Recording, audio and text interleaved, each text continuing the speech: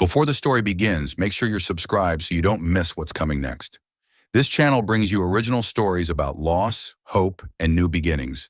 If you enjoy deep, emotional storytelling, you're in the right place. And if this story moves you, don't forget to share it with someone who might need it. Now let's begin. Emma's life had shrunk to a careful sequence of necessary motions. The small rented house on the edge of the industrial town held no surprises anymore. It creaked in winter, overheated in summer, and absorbed every sound from the road that passed a few blocks away. At night, the distant growl of trucks blended with the hum of transformers and the occasional shout from somewhere beyond her fence. In the mornings, the same muted light filtered through thin curtains. The same coffee machine gurgled on the counter. The same sense of moving forward without truly going anywhere followed her from room to room. She rose early every weekday, not because she wanted to, but because the routine demanded it. The smell of cheap coffee filled the kitchen as she poured it into a chipped mug she had owned for years. She checked her phone, scrolling through unread emails and generic news headlines without retaining any of it. The world moved loudly somewhere beyond her walls, but inside the house everything felt padded, distant, as if sound itself had learned to tread carefully around her. Her work at the auto service accounting office was precise and unchanging. She sat behind a narrow desk between gray filing cabinets, entering numbers, correcting invoices, answering short, polite messages from suppliers and customers. The mechanics outside her office worked amid oil, metal, and heat, but her world revolved around columns of figures and digital confirmations. The smell of grease still found its way into her workspace, lingering faintly in the air, a reminder that other people worked with their hands while she worked with abstractions. At the end of the day, she closed her computer, gathered her bag, and returned home along the same road she had driven for years. No one asked her what she dreamed of anymore, and she had stopped asking herself. The town made no demands beyond survival: rent, groceries, gas, school supplies, utilities. These were the only milestones by which her future was measured. Long plans felt extravagant, unnecessary. Life had taught her how fragile assumption could be. Her husband's presence remained in the house in quiet, stubborn ways. A jacket still hung behind the door, unused but unremoved. A framed photograph stood on the dresser in the bedroom, showing him holding their young son in his arms at a time when everything had still felt solid. Emma rarely looked directly at it. The image carried too much weight. Sometimes she would stop before it without realizing why, then deliberately turn away, as if the memory could reach out and hold her there if she lingered too long. Evenings passed in the subdued rhythms. She cooked simple meals. She helped Noah with homework at the kitchen table. They ate without ceremony, exchanging a few necessary words about assignments, weather, or grocery needs. The television often remained on, muted or set low, more for its light than its content. Noah would sometimes draw or build small structures from scraps of cardboard and old toy blocks, absorbed in his own quiet creativity. Emma watched him with a tenderness that was almost painful in its restraint. He was the only thing in her life that felt unquestionably real. She rarely saw friends. Most connections had faded naturally after her husband's death, slipping away not through conflict but through the uncomfortable weight of shared silence. Condolences had turned into awkward check-ins and then into nothing at all. Invitations dried up, and she no longer reached for the phone herself. The effort seemed larger than the comfort it might bring. The letter arrived on a Thursday evening, mixed among advertisements and overdue medical statements. At first, she thought it was another formal notice of some kind, something official but impersonal. The envelope was heavier than the rest and bore the name of a law firm she had never heard of, stamped with an address from the state of Maine. Her name was typed carefully across the front. For a moment, she left it unopened on the table, prepared to let it wait until after dinner.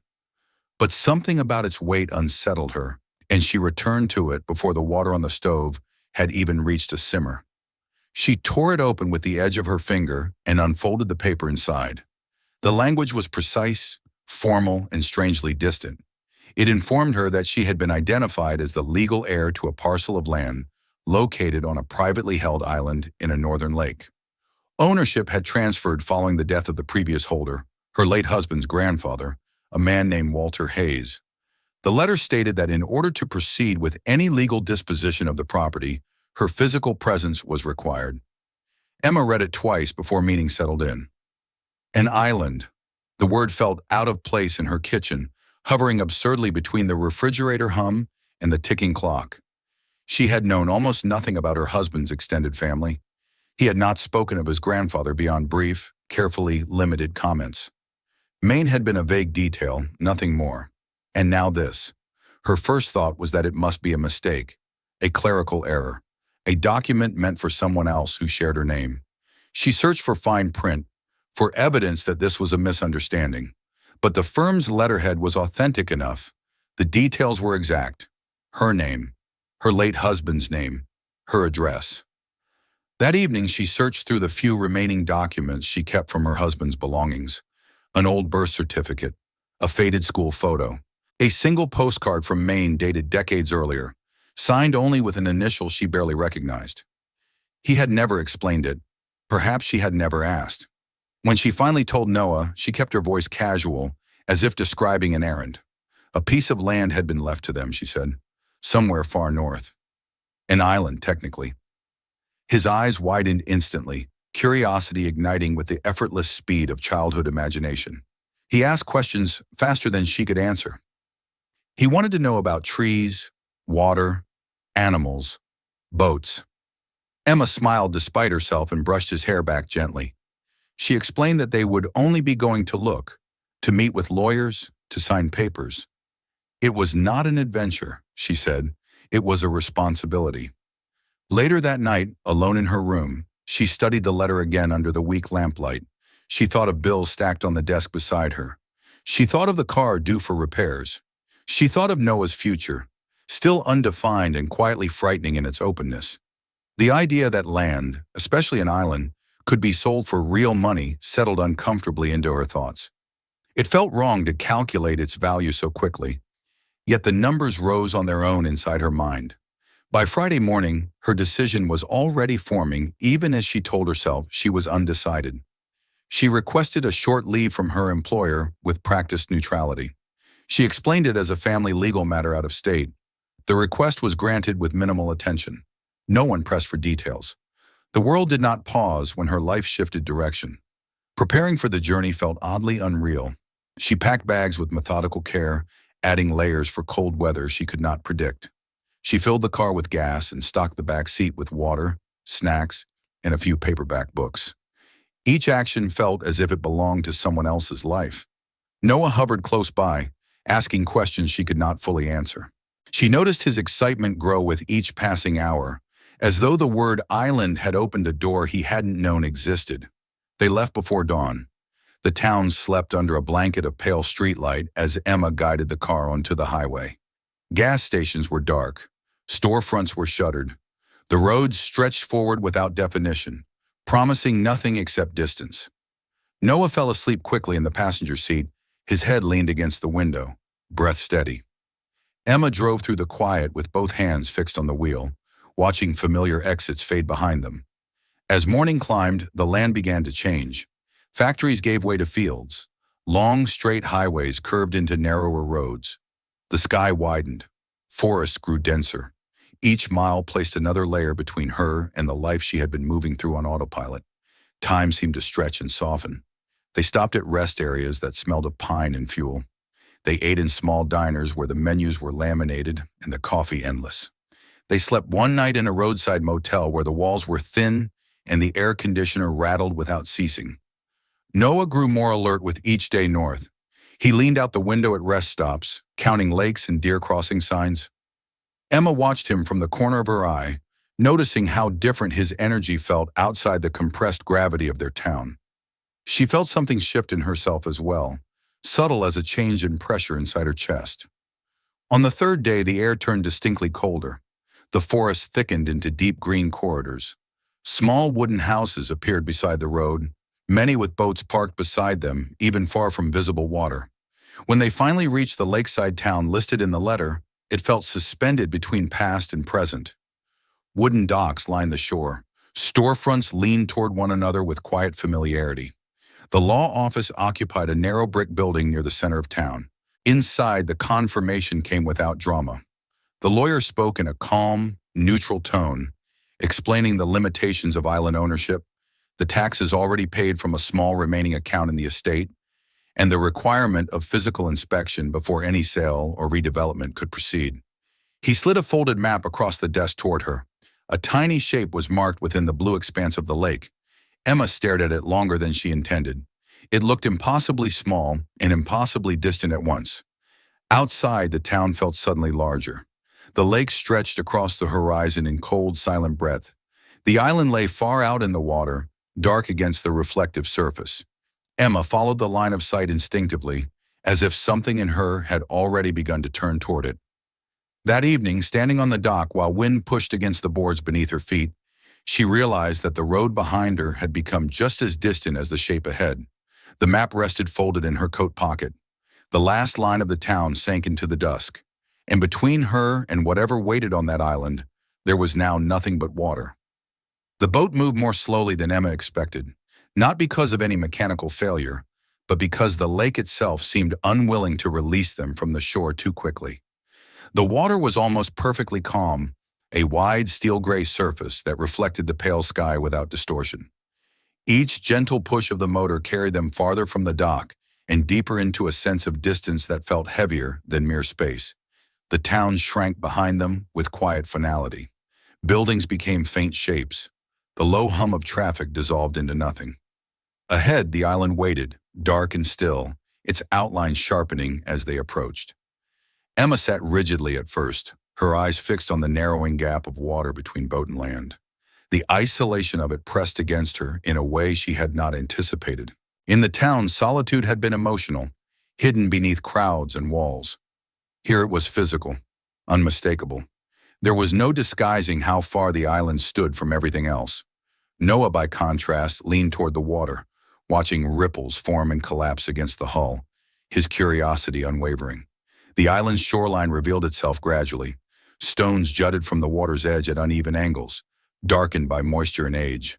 Thin trees crowded close together near the perimeter, their roots exposed like bones where the soil had given way. There was no visible dock, only a narrow natural inlet where the land curved inward gently, offering the smallest invitation to land. Emma eased the boat forward until the shallow water resisted the hull. Noah jumped onto the stones with more confidence than caution and reached back to help her step across. The moment her feet touched the island's soil, she felt a strange shift beneath her, as if the ground were not merely solid but layered with memory. The air was cooler here, sharper, scented with damp wood and something faintly mineral.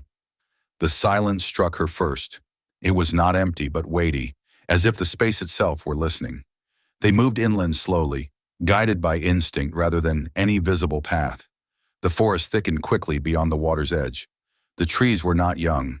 Many leaned with age, their trunks bent under decades of storms and shifting seasons. The ground was uneven, tangled with roots, patches of moss, fallen branches, and hidden dips where water had once pooled. Emma found herself lifting her feet carefully with each step, her attention narrowed to balance and breath. After several minutes, Noah stopped abruptly and pointed ahead. Through the trees, the roofline appeared first, broken against the sky. As they drew closer, the full structure emerged from the shadowed undergrowth. The house stood slightly off-center on a clearing that had been reclaimed by the forest at its edges. The roof sagged visibly at one end. Several boards along the exterior walls had darkened with rot. The porch tilted at a precarious angle, supported by beams that no longer seemed fully committed to their task. Emma hesitated at the perimeter of the clearing. The building looked neither abandoned nor welcoming, as if it were caught between remembering and forgetting its purpose. She felt an irrational resistance rise within her, an unspoken fear of what might linger inside. But Noah moved forward without pause, stepping onto the porch with a lightness that made it creak loudly beneath him. The door gave way with a soft protest when she pushed it open. The interior was dim, lit only by thin rays of afternoon light filtering through the dust-coated windows. The smell inside was a blend of old wood, still water, and something faintly metallic. The floorboards shifted beneath their weight, not dangerously, but with steady complaint. The space had clearly been lived in with intention. Everything had a place, even if time had blurred its original order. A narrow table stood near the center of the main room, one leg shimmed with a thin scrap of wood to keep it from wobbling. A single chair rested nearby. An iron stove occupied the far wall, with a kettle still perched atop it, coated in a fine layer of gray. Open shelves held mismatched jars, some filled with rusted nails, others with what looked like hardened remnants of grain or old supplies. A small bed stood against the back wall, only its frame remaining intact.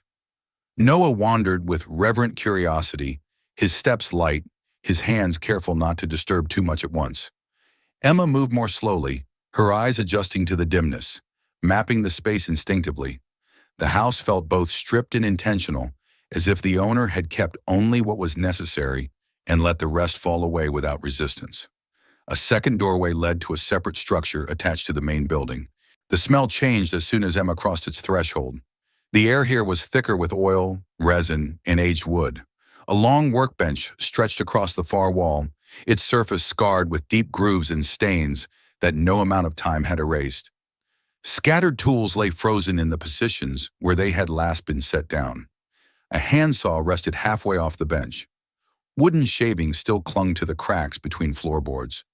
Along one wall, the skeletal curve of what had once been a small boat leaned against a support frame. It had never been finished. The planks were fitted roughly into shape, but the ribs remained exposed. It looked less like a vessel and more like the ghost of intent itself, a form that had never quite become what it was meant to be. Emma stood there for a long time without speaking. The evidence of interrupted labor unsettled her in ways she could not immediately name. She imagined the man who had worked here, alone with his tools and his thoughts, shaping wood not only into an object, but into some private form of meaning. They returned to the main room as evening thickened around the windows. Emma set about creating the smallest measure of temporary order. She dusted a portion of the table with her sleeve. She laid out the blankets she had brought. Noah gathered thin pieces of dry wood from outside and stacked them beside the stove with visible pride. They ate cold food in companionable silence, the walls absorbing the faint sounds of their movement. Later, once darkness settled fully across the island and the interior deepened into shadow, Emma unpacked the first of the notebooks she had found tucked beneath a loose floorboard in the corner of the main room. The cover was warped and brittle, its edges softened by years of handling. When she opened it, the handwriting inside was steady but spare. The early entries were unremarkable at first glance, days marked by weather, repairs, fishing attempts, and measurements. There was no embellishment, no commentary, just records. As she read further, the tone shifted almost imperceptibly. The entries grew longer. The spaces between dates stretched. There were mentions of loss, though never specified in detail. References to a world that seemed to have shrunk steadily until only the lake, the boat, and the unfinished house remained. Again and again, lines appeared that spoke of land not as ownership, but as witness, of the island as something that remembered what people tried to forget. Emma lowered the notebook slowly. The silence inside the house had grown dense. Noah slept already, curled beneath his blanket, his breathing steady. She moved carefully to the window and looked out into the dark. The lake reflected nothing now. It had become a wide, indistinct absence. That first night passed with restless sleep. Every sound on the island felt amplified and unfamiliar. The shifting of branches, the distant splash of water against rock, the small, settling noises of the old house. Emma woke more than once in disorientation, her instincts confused by the absence of city noise. Each time she listened until she could match each sound to something harmless. Morning arrived slowly, pale light threading its way through the windows as mist lifted from the surface of the lake. The air was cold enough that her breath turned briefly visible as she dressed. Noah was already awake, kneeling by the doorway, peering out at the forest as if it were a newly opened book.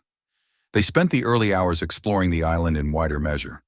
It was larger than it had first appeared from the shore, but still intimate enough to cross in less than an hour on foot. A shallow rise at its center offered a clear view of the surrounding water. From there, the mainland seemed even farther removed, blurred by distance and the soft morning haze.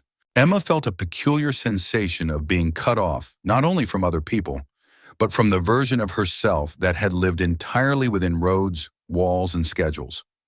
In a small storage shed half hidden near the north side of the island, she discovered the rest of the papers.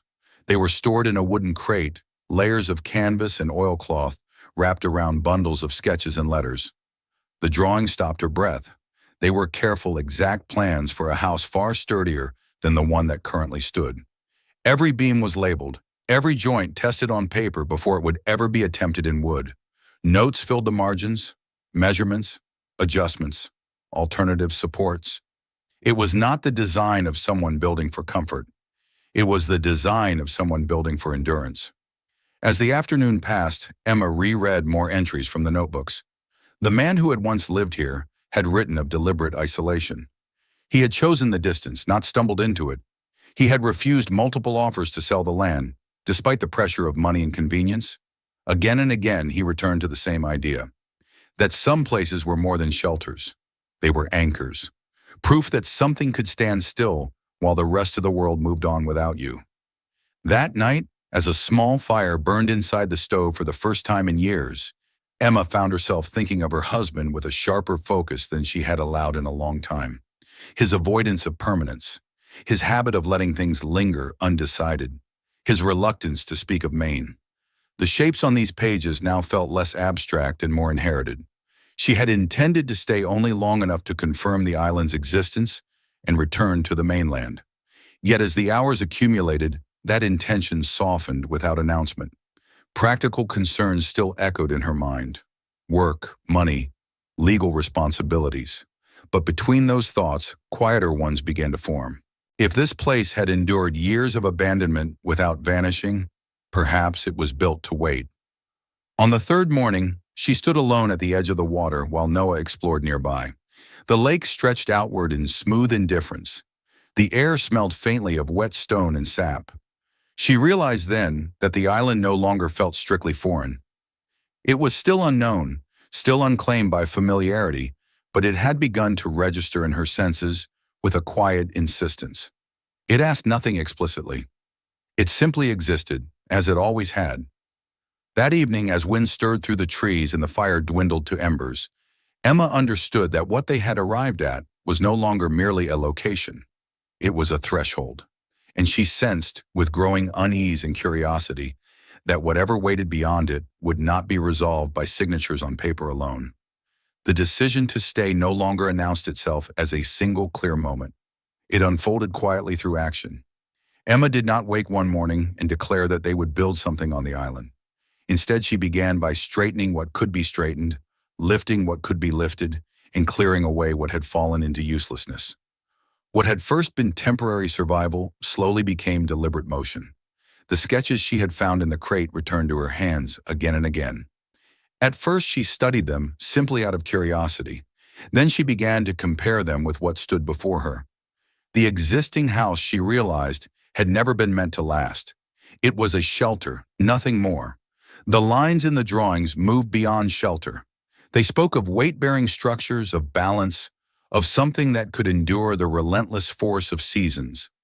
The longer she examined them, the clearer it became that the man who had lived here had never intended this place to remain as it was. Emma began with the simplest tasks. Fallen branches were gathered and dragged clear of the clearing. Loose debris was stacked into rough piles at the forest's edge. She worked without grace at first, unused to the strain. Her shoulders tightened quickly. Her palms burned. But there was a strange honesty in the pain. It tied each effort directly to its consequence. When she collapsed onto the porch steps in exhaustion, she could look up and see the space she had cleared. Nothing was abstract here. Noah followed her everywhere with constant attention. He carried thin branches that were almost too large for his arms. He collected stones and stacked them with careful patience near the edge of the clearing. He asked few questions, as if some unspoken agreement had formed between them that this was simply what they were now doing. His presence kept her moving when her body demanded rest. In his quiet determination, she saw a reflection of something she had not known she was teaching. The existing house offered only limited protection, but it gave them just enough shelter to begin. Using the sketches as a guide, though she only partially understood them, Emma marked out the approximate footprint of the new structure near the water, where the ground was more even. Stones were placed at the corners. Lines were imagined between them. This invisible blueprint became their daily reference. The first tree she cut down took nearly an entire afternoon. She stood before it for a long time, measuring its height, its lean, its distance from the rough boundary of their chosen site. When she finally swung the axe, her strike was clumsy and weak. The blade glanced off the bark and left only a shallow scar. Sweat ran into her eyes long before the trunk began to yield. When it finally fell, the sound echoed across the lake with startling force. The reality of what she was doing settled over her with weight. There was no undoing this kind of decision. Day by day, the work accumulated. She learned through repetition rather than instruction. Which angles made the cuts more efficient? Which boards resisted splitting? Which joints held firm under pressure? And which shifted dangerously? The tools grew familiar in her hands. The axe no longer felt foreign. The hammer's weight became predictable. Her movements slowed into rhythm rather than haste. Noah's participation evolved in tandem. At first he simply observed, mimicking her movements in miniature with sticks and stones. Then he began to assist in more concrete ways. He held boards steady. He marked lengths with charcoal. He kept count of nails with strict seriousness. The island, which had once intimidated him with its strangeness, became a place he moved through with instinctive ease. Their days found a steady structure. Morning light crept across the lake and into the clearing before the house stirred with sound. They ate simply and quickly. By mid-morning they worked. Each task fed into the next with minimal foresight, guided more by necessity than design. By afternoon their muscles trembled. By evening they collapsed into stillness, watching the fire consume the last of its fuel as darkness returned the island to its deeper silence. The notebooks returned to Emma's nights. She read by firelight, her attention resting on the man behind the words with growing clarity. The later entries had been written in a hand that trembled slightly with age. Lines were uneven. The certainty of youth had softened into something more fragile and contemplative.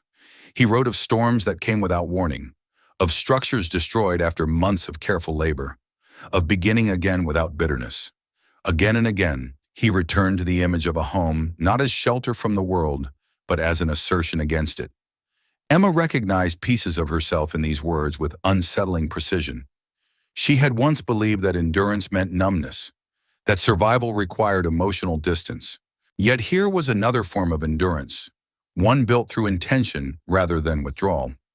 She began to understand that what had kept the old man here was not stubborn attachment to land alone, but a refusal to let his losses define the final shape of his life.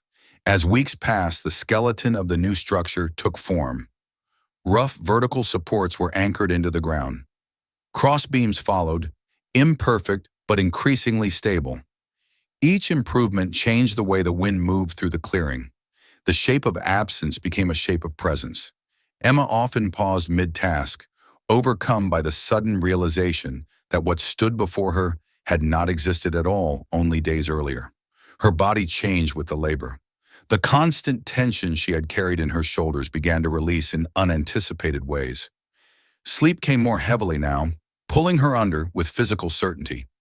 The persistent nervous energy of her city life faded into something slower, steadier.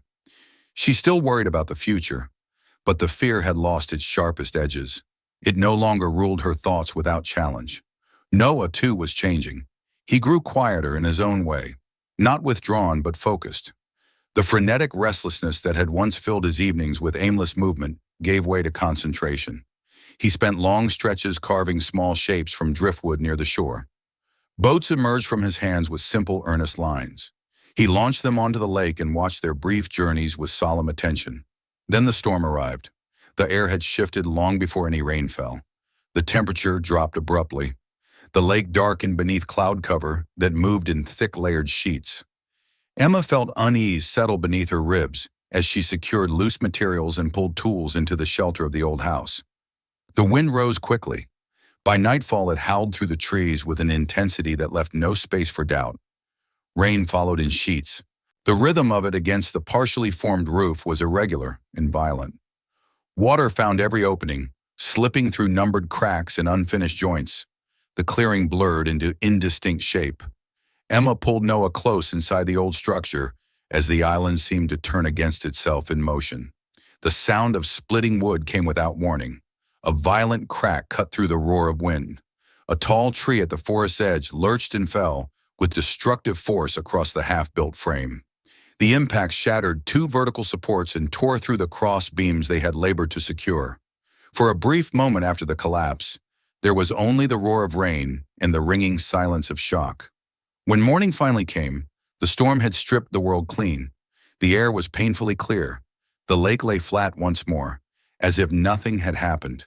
The destruction stood naked in the daylight. Broken beams jutted at wrong angles. A tangle of branches lay across what had been their most carefully aligned section. Emma faced the wreckage without moving. All the weight she had learned to carry rose at once. Exhaustion pressed into despair. The future she had just begun to imagine with fragile hope crumbled under the simple logic of ruin. The storm had said plainly what she had resisted admitting. Her skills were limited. The island was indifferent. Time did not bend to resolve. For the first time since arriving, she allowed herself to imagine leaving for good. The old house still stood. The lawyers still waited. The island remained a commodity on paper regardless of what they had attempted here. The thought carried shame and relief in equal measure. She withdrew into the old house for most of the day, unable to bring herself to approach the damaged structure. The notebooks lay forgotten beside the cold hearth. Noah remained unusually silent. He did not ask questions. He did not attempt his usual distractions. He stayed close by, the way children do when they sense an adult's inner fracture, even without understanding its source. It was near evening when Emma returned to the clearing. The light had grown softer. Shadows lengthened across the debris. Without ceremony, she began lifting broken pieces and stacking them aside. There was no renewed declaration of purpose, only movement. Piece by piece, order began to emerge from chaos. She worked slowly. Each motion carried weight and intention. What could not be reused was set aside. What remained solid was returned to approximate position. As she worked, she realized something unexpectedly steady taking hold beneath her sorrow. The destruction had not erased what they had learned. It had exposed the parts that had been weak.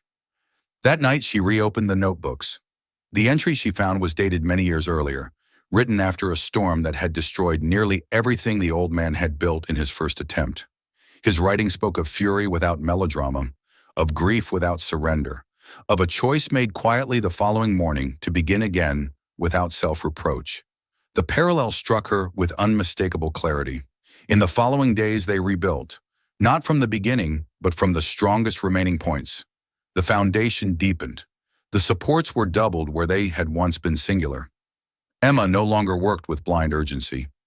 Each decision now carried the memory of collapse within it. The house rose again with slower authority. The joints fit more carefully. The angles adjusted.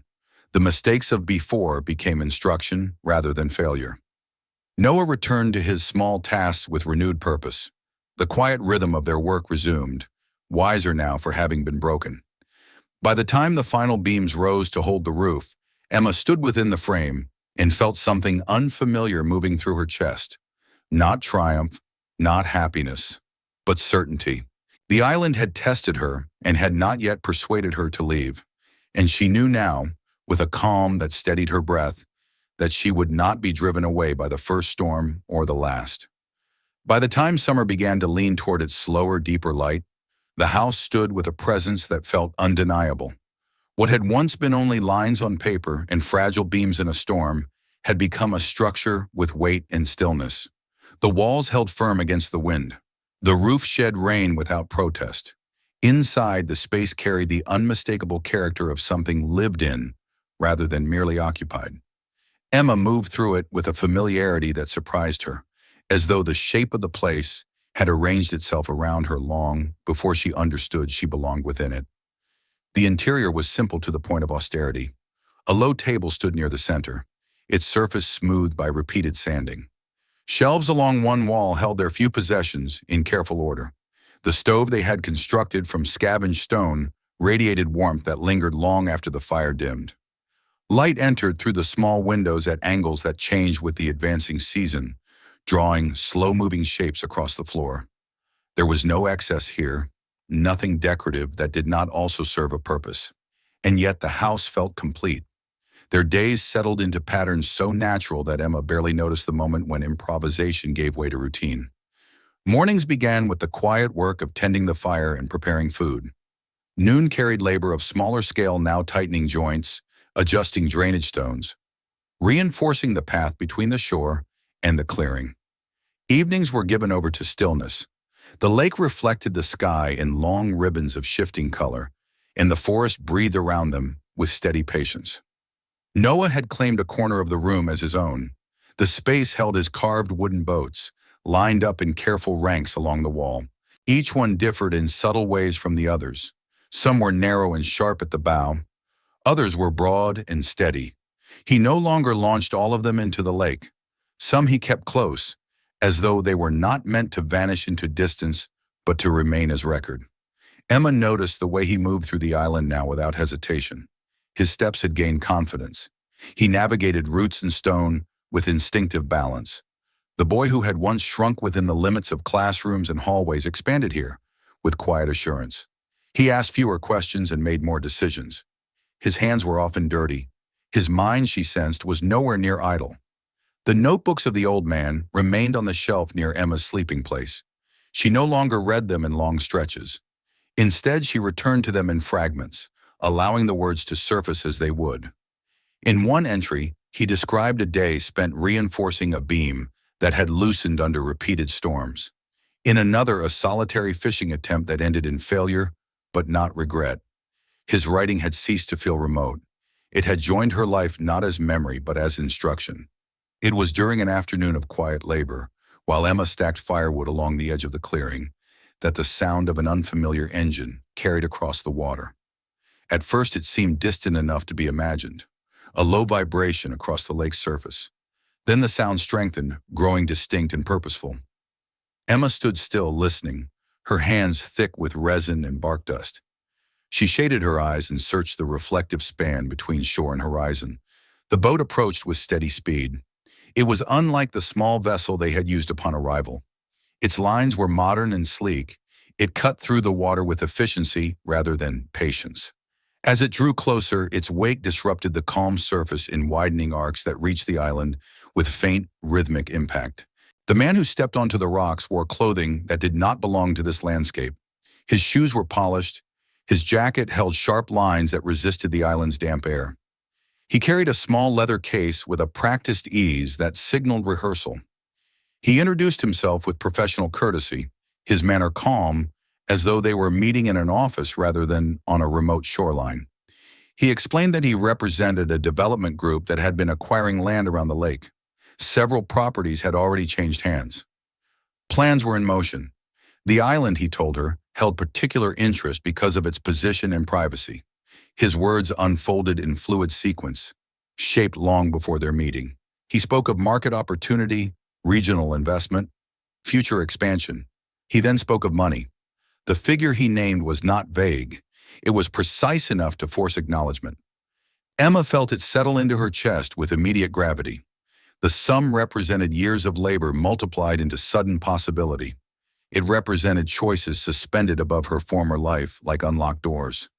Security, education, freedom from the constant negotiation between desire and expense. The man waited with practiced composure as the weight of his words took effect. He gestured gently toward the house, acknowledging it with careful politeness. He spoke of how difficult island living must be, of how harsh winter could be in this part of the state. He described what could be built here under proper development. He framed the future in terms of visibility, comfort, and growth. Each word pushed subtly against what she had created as though it were temporary by definition. Emma listened without interruption. She did not need time to understand his argument. She understood it completely. In the days that followed, the offer lingered in her thoughts with an insistence she could not dismiss. At night, as the fire dimmed and Noah slept, she lay awake tracing the imagined shape of what that money could become. A home in town that did not threaten with every unexpected bill, a reliable car, the possibility of college without fear of debt, a return to structure and certainty. In those same hours, she also thought of the way the lake reflected the sky without expectation, of the sound the wind made when it moved through the branches around the house, Of the way her hands felt when they rested on wood she had shaped herself. She felt the contradiction with a clarity that did not seek resolution through denial. The next morning she walked alone along the island's perimeter. The edge of land where stone met water had somehow become familiar under her feet. She stopped where the rocks dipped nearest the lake and watched the sunlight fracture into pale patterns beneath the surface. She thought of the months behind her, of the labor and the storms, and the unspoken grief that had threaded through every day. She understood then that the offer did not challenge her logic. It challenged her allegiance. When the man returned, she did not hesitate. Her refusal was neither dramatic nor bitter. It took the shape of plain truth. The island, she explained, was not for sale at any price. The future he described was coherent and generous in its own way, but it was not hers. The life she had begun to build could not be traded for comfort without cost too deep to measure. The man accepted her decision with professionalism that only faintly concealed his surprise. He reiterated the terms once more, as if to confirm she had understood them fully. When she did not adjust her stance, he closed the case and withdrew. The boat carried him back across the water with the same efficiency that had delivered him. Silence returned to the island in measured increments. The wake softened. The lake restored its surface. The distant sound of the engine dissolved into air. That evening, as they sat near the fire, Noah watched the last light slip across the lake and asked her whether they were poor. The question was not framed with fear, but with honest curiosity. Emma considered the word carefully. She told him they were not rich, but they had what mattered. He accepted this with the calm seriousness that had begun to mark all of his reflections. Later, as he handled one of his wooden boats with idle attention, he said that the man who once lived here would have been proud. The words struck Emma with quiet force. The final letter waited at the bottom of the old crate until one night when she lifted it free with unusual tenderness. It was smaller than the notebooks and written with unmistakable weakness, as though the hand that guided the pen had known it was approaching its last task. The message was not addressed by name. It was simply written for whoever stayed. The words spoke of memory as resistance, of building as inheritance, of the danger of trading meaning for comfort. Emma folded the paper slowly and placed it beside the lamp. Its meaning did not feel distant. It felt immediate. In the weeks that followed, they brought the house into full readiness for the advancing cold. Wood was stacked and covered. Openings were sealed. The stove's draft was improved. The days shortened, but their preparedness grew. There was no bravado in their readiness, only intention. One evening, when the air had sharpened with the unmistakable promise of approaching winter, Emma took out a small notebook of her own. The first pages remained blank for a long time as she gathered what she wished to say. When she began to write, the words came slowly but without resistance.